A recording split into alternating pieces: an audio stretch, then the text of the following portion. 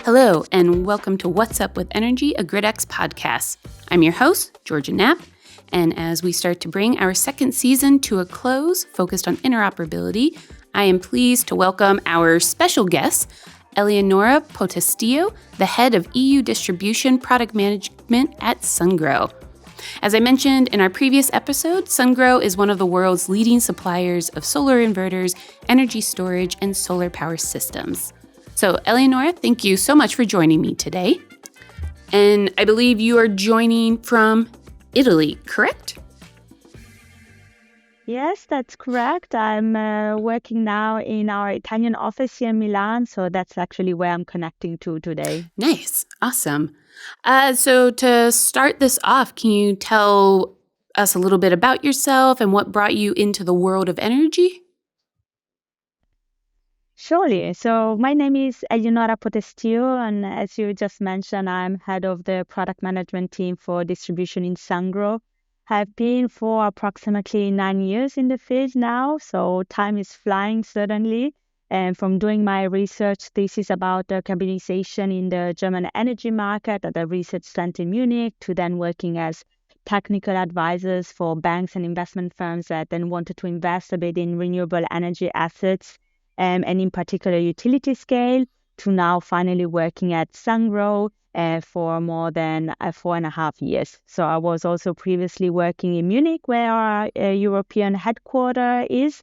But now, as mentioned, I'm working out from the Italian office here in Milan. Okay, nice. And can you I know I gave a brief description of Sungrow, but is there anything you want to add to that in case any of our listeners are unfamiliar with your company? Surely. So Sungrow is a Chinese manufacturer founded in 1997, so already has a quite long years of expertise in this field. I think has been for many years really concentrated on hardware, so really on inverters. But so far we are now also shifting towards the whole clean tech environment. So really Sungrow wants to be a clean tech leader, entering really the EV mobility business, the hydrogen. So really trying to provide solutions in each type of renewable energy asset we need nowadays in our daily life. Okay, nice. And you said they started in 1997 in China. Do you know when they came into the European market? Absolutely. So Sungrow has been in the European market now, I would say, for approximately 15 years. It started really focusing on utility scale projects. So the products that we were delivering at the beginning in Europe was really centralized inverters. But it has also entered a totally new market maybe 5 or 6 years ago by strongly pushing also the residential sector and building up the whole distribution business here in the Europe markets. And what were some of the challenges of bringing a Chinese company into the European market? The European market compared to other regions in the world, I would say it's quite particular and unique. I think one of the main challenges is definitely European diversity. What do I mean by this? By diversity is that we would like, of course, as a manufacturer to create one product for the whole European market, but this is really not possible because there's very different market requirements or grid codes and regulation to follow, and really this creates a lot of need of investments and energy and preparation in order to bring so many different products in the market. But also once we brought these products to the market that answers the needs of our customers, then if you really want to provide very good local pre-sales, but after sales support, we need to do it in approximately 25 languages. So also that poses a great challenge. So really creating documentation, videos, having a big team located in each country to provide the support that our customers need. So I would say this is definitely our characteristics of Europe.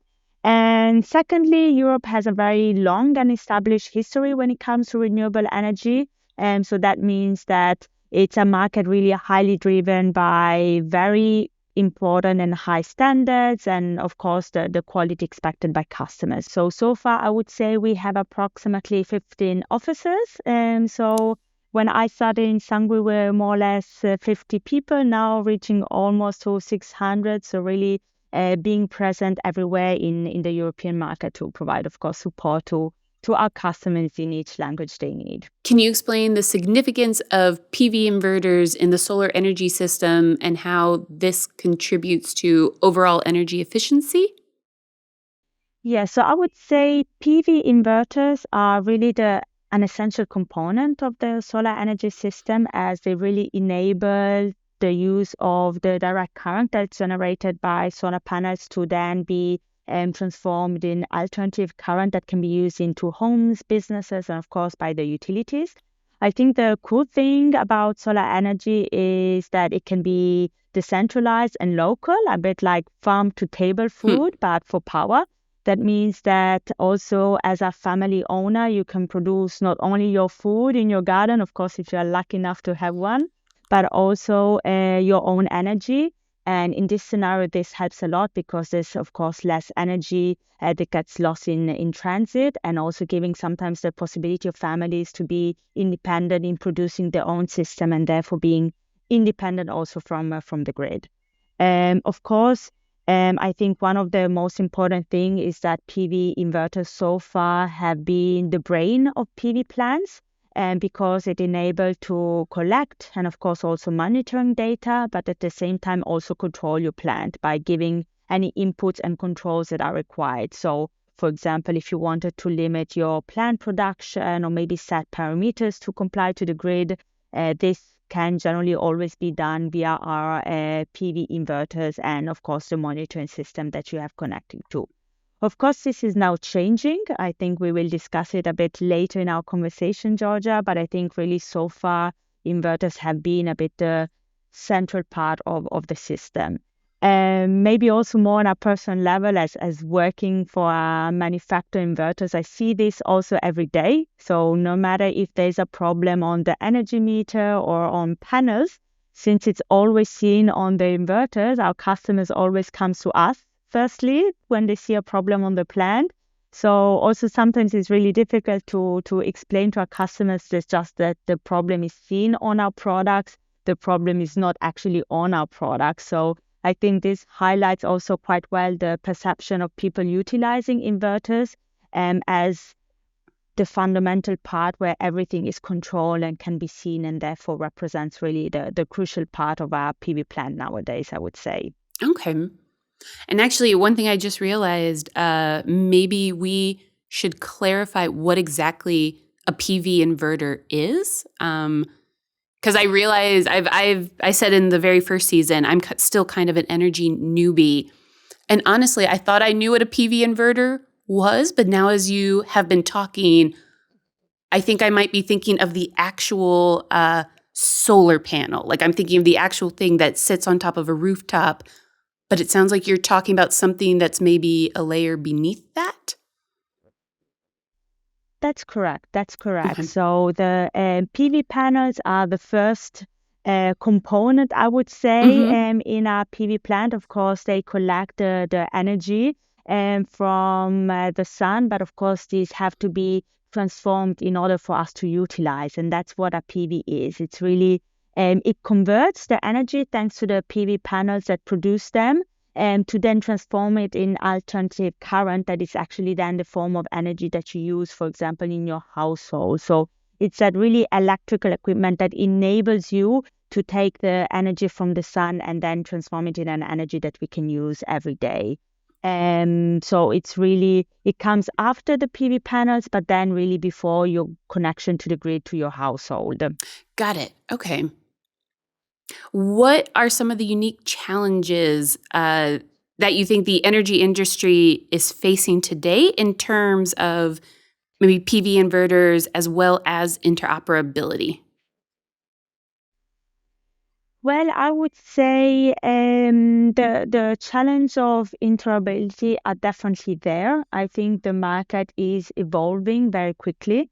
I think in the last years, we've all seen a boom of new type of products in the market. So, for example, from massive installation of residential storage solutions to electrical vehicles requirements and needs in the household, or maybe also integration of smart home appliances in the whole ecosystem. What is the problem nowadays is really getting all of these solutions to work together. And so really try to imagine to get a room full of people to agree on what to eat for dinner. That's really almost impossible. And that's what's happening nowadays. Really to make sure that all the equipment you put in a household can talk together, can work together, and then can optimize your system. And the energy market has therefore become much more complex, and this really requires a change of paradigm and thinking.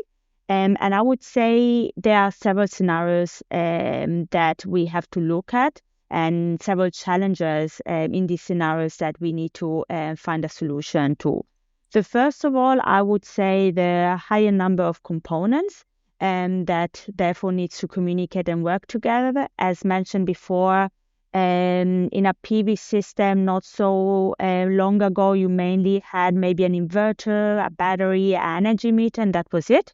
But nowadays, we also see wall boxes being added. We see also energy management systems. We see service providers that want to have also the ability to control products from other manufacturers, to influence, of course, the products. And of course, that requires systems to be open and be able to speak to others. So I would say higher number of components is maybe the challenge number one.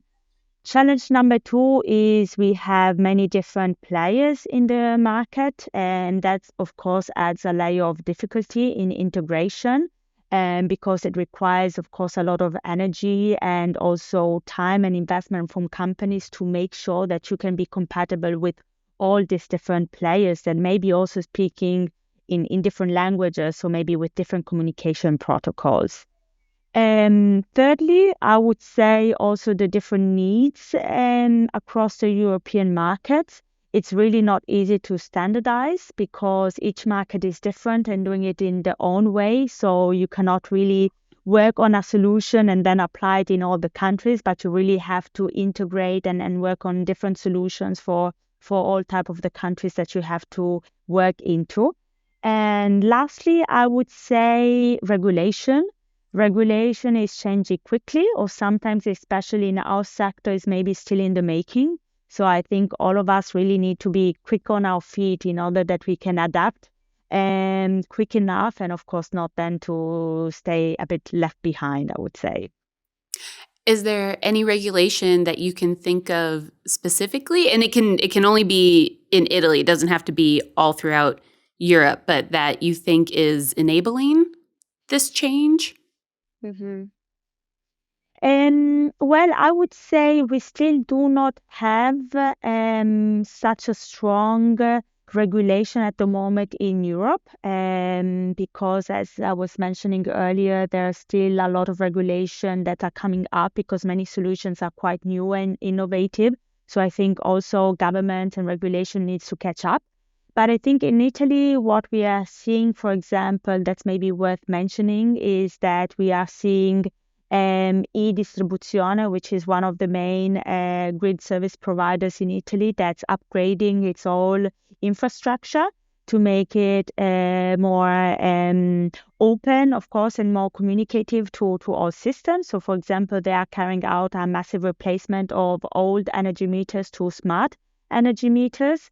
And this would really then allow also other players in the market to maybe have access to all of the data of the smart meters, and then help, of course, in the communication and in the working together with grid providers for many solutions that they may be requiring us to comply with in the future. So definitely, I think there are some, maybe more we see more in the Nordics or in Germany at the moment, but I think this is also something that we will soon see coming across all European countries very soon. Do you, that just made me wonder about, do you know what the current state of solar energy in Italy is? Like, do you guys have a very high number of PVs, or is it still like trying to grow? So Italy has historically been always quite an important player in the solar market. Unfortunately, I think regulation and incentivized schemes have played a crucial role. We've had in the 2008, 2010, the periods of the different Conto Energia with different incentivized schemes to push the energy market, which caused which brought a really boom in the solar installations across Italy. Another quite important measure that I would like to highlight is the eco bonus. Mm. It was also another incentivized scheme that was pushed a couple of years ago, some years ago, in the market, really targeting residential installation. And that has also definitely brought the Italian market to invest a lot in the residential sector. So far, if we look at the data, Italy is on the podium, so following Germany and Spain, so has caught up a bit of the lag in the last years and has again put in the front run in installed capacity in the European market. Okay, nice. And what challenges do you think are presented by more advanced use cases when it comes to interoperability? And how can all of these requirements be taken into account? So I would say more advanced use cases of interoperability are today only possible with the use of external management systems. So really these advanced cases that are requested by us cannot anymore be achieved only by using inverters and the monitoring platform. So definitely this has been quite a shift in the market. I think what energy management systems do is they provide an additional compatibility layer between all devices. In fact, as I said initially, P-inverter has been so far the brain of the plant, but we are seeing a bit this responsibility shifting towards EMS systems. Mm. And different manufacturers, as historically, of course, have their own proprietary protocols of communication. And in some cases, we also see some manufacturers that are not open for collaboration with other brands. If we look maybe at Sungrow, I think in the past we've always tried to be open and made our products speak with other products. An example is our inverter, our SHRT, which we made communicate with different batteries from other manufacturers that were available in the European market to, of course, maybe provide these extra opportunities and products to our customers. However, this interoperability, of course, could be confirmed after a lot of internal testing, of course, use of R&D resources, because each battery works in a different way. And of course, we have to make sure that the firmware in our inverter is optimized and work properly with each single of them. So I would say at the moment, also, if we want to make our products open to external parties, it still requires a lot of effort and work. And that's why I think also standardization in the market is quite a key.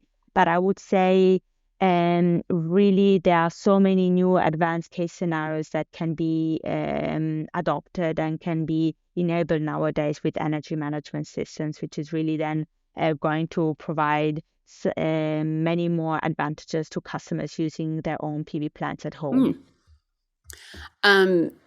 So just a second ago, when you were saying that you guys you're very open to trying to be interoperable with other manufacturers, other companies.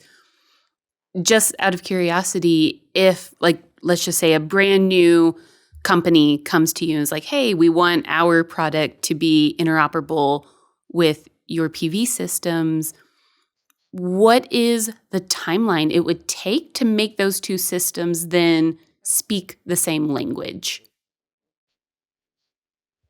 Well, that really is very difficult to answer. It's often the first question posed to us during the introduction meeting. I think that really depends on the setups of our products and, of course, those of the partners that want to reach compatibility.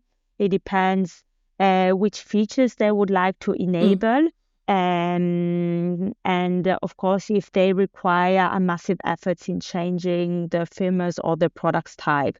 I would say in some cases it can be very quick. An example I can give is when some softwares manufacturers want to integrate their products, or they want to integrate our products in their software. And that's very easy. We just can give them a full openness via our API to our monitoring platform, and they can just download the data and put it up on their app. So in that case, it really can take maybe just some weeks or some days. In other cases, if, for example, this partner wants to control our products, there's much more layers of code that we need to write, or products that we need to adapt, and that can, of course, require much more time. So it's not easy to answer, but I think there just have to be the interest to make it work, and then put the efforts and time towards the compatibility. Okay. And switching gears just a tiny bit, in your opinion, which country or region do you think is leading the way in solar power? Well, I would say maybe the Nordics and Germany, but actually for two different reasons. I think when we look at Germany, I would say Germany has been maybe the Rolling Stones of the energy field, really rocking the renewable energy scene since the 80s and 90s, and I think there's also no sign of stopping. Germany still in 2023, according to the reports from Solar Power Europe, for example, has been still the country that has installed the more capacity in the region. But of course, Germany is also in the front run, not only for the capacity, but also because taking a bit the lead from the technology point of view, the regulation point of view, and of course, also many countries are looking at Germany and then following a bit the trends and the regulation that the country is putting forward. But I would also add the Nordics, maybe in particular Sweden. Maybe although Sweden is not really a country with a huge solar potential to other European ones, I think they're still on the front run.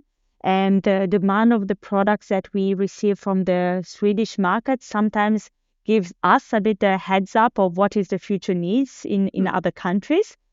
So, for example, in the past, we've seen that the need of hybrids or big residential storage products were coming from the Swedish market, and then were requested also in other countries after maybe some months or some years.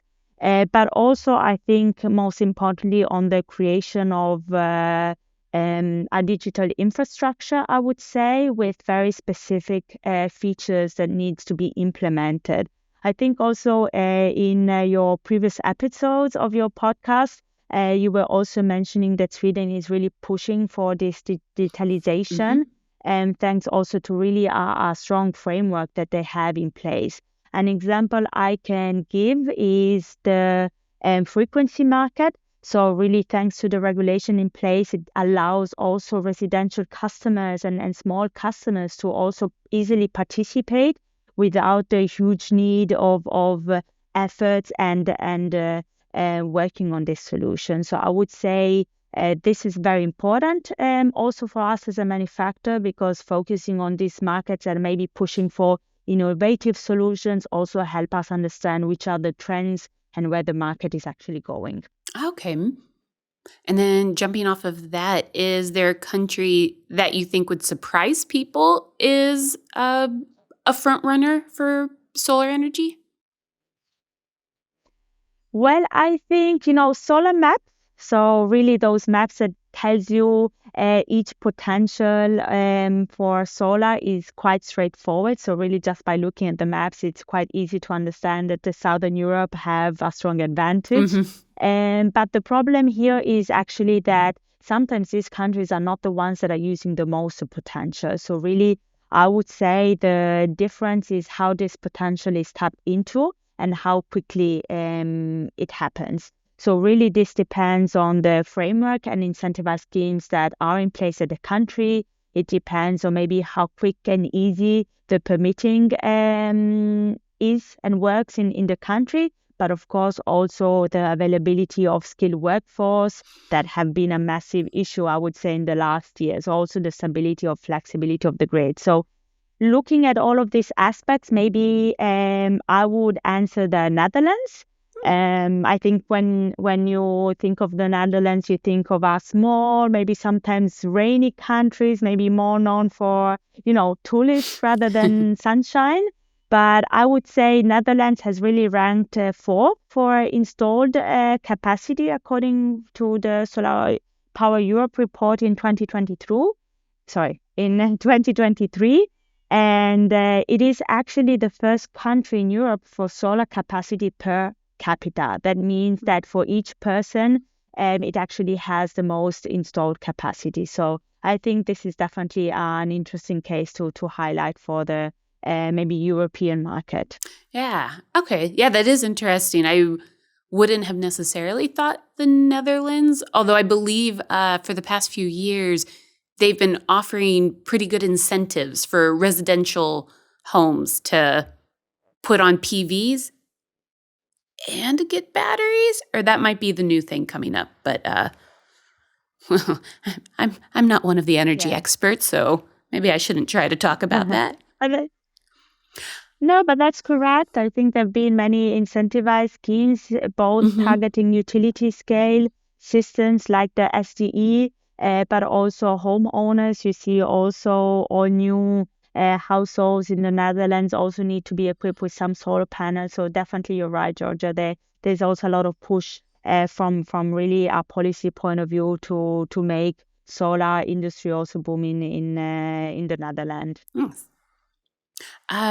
Well, thank you so much. To wrap up the episode, I always like to ask a fun question. And for you, I have, if a PV inverter were an animal, what would it be and why? If a PV were an animal, I think maybe this is the most difficult questions for me to answer. I think with technical questions, it's easier. This fun question maybe poses a bit more difficulty. But maybe I would compare it to a honeybee.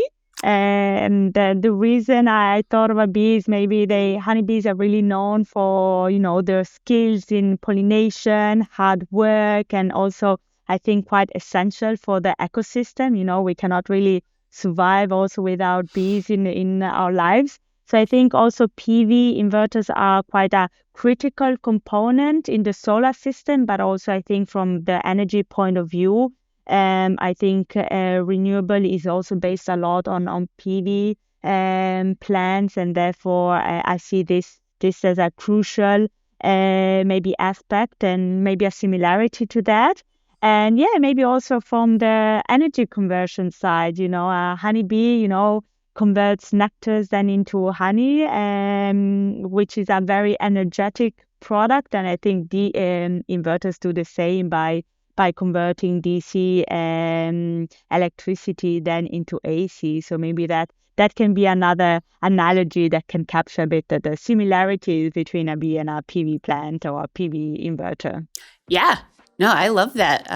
That makes me want to write our next blog post comparing why a PV inverter is like a honeybee, and they will both save the world. Awesome. Well, thank you so much for taking the time to speak with me. Was anything else you'd like to add before we sign off?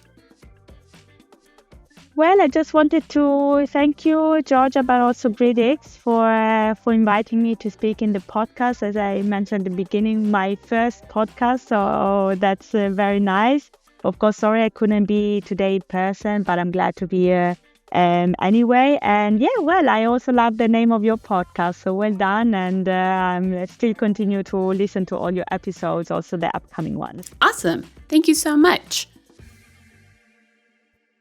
If you'd like to learn more about the world of renewable energy or energy management systems, be sure to check out our website, gridx.ai, where we produce regular blogs and glossaries about the subject.